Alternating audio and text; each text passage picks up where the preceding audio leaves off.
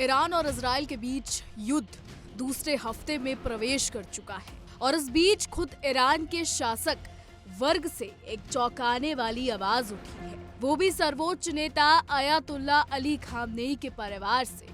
दरअसल फ्रांस में रह रहे खामनेई के निर्वासित भतीजे महमूद मोरदखानी ने एक साक्षात्कार में कहा कि वो युद्ध के पक्ष में नहीं है, लेकिन उनका मानना है कि इस्लामिक गणराज्य का अंत ही असली शांति का रास्ता है। मोरदखानी ने कहा, जो भी इस शासन को मिटा सके वो जरूरी है। अब जब हम यहाँ तक आ पहुंचे हैं तो ये करना ही होगा। 1986 में ईरान छोड़ चुके मोरदखानी अपने चाचा के निरंकुश शासन के कटु आलोचक रहे हैं। रिपोर्ट्स के मुताबिक उन्होंने कहा कि इजराइल से सैन्य टकराव दुर्भाग्यपूर्ण है, लेकिन ऐसी व्यवस्था में ये अपरिहार्य है जो ना तो झुकती है और ना ही सुधार स्वीकार करती है। मोरदखानी ने यह भी कहा कि मुझे गहरा दुख है कि बात यहाँ तक पहुँच गई है, लेकिन क्या खामनेई के हटने से शासन तुरंत खत्म हो जाएगा?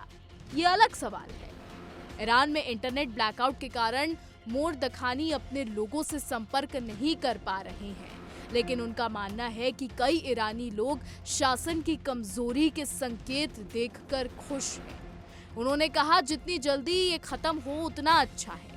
इसका अंत इस्लामिक गणराज्य के खात्मे से होना चाहिए, वरना ये एक बेकार हार होगी और मेरा अब भी मानना है कि ये शासन बदलना जरूरी है।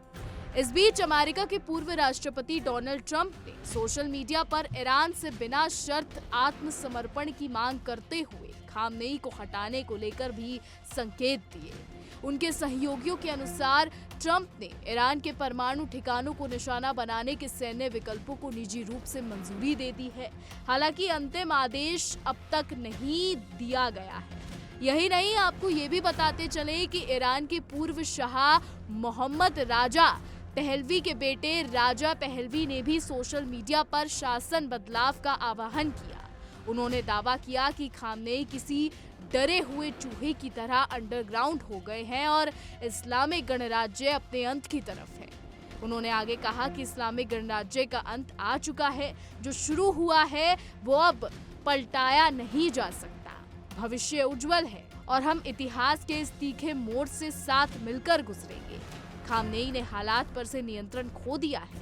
46 वर्षों से ईरानी जनता के खिलाफ छेड़े गए युद्ध का अंत इस शासन के अंत से ही होगा।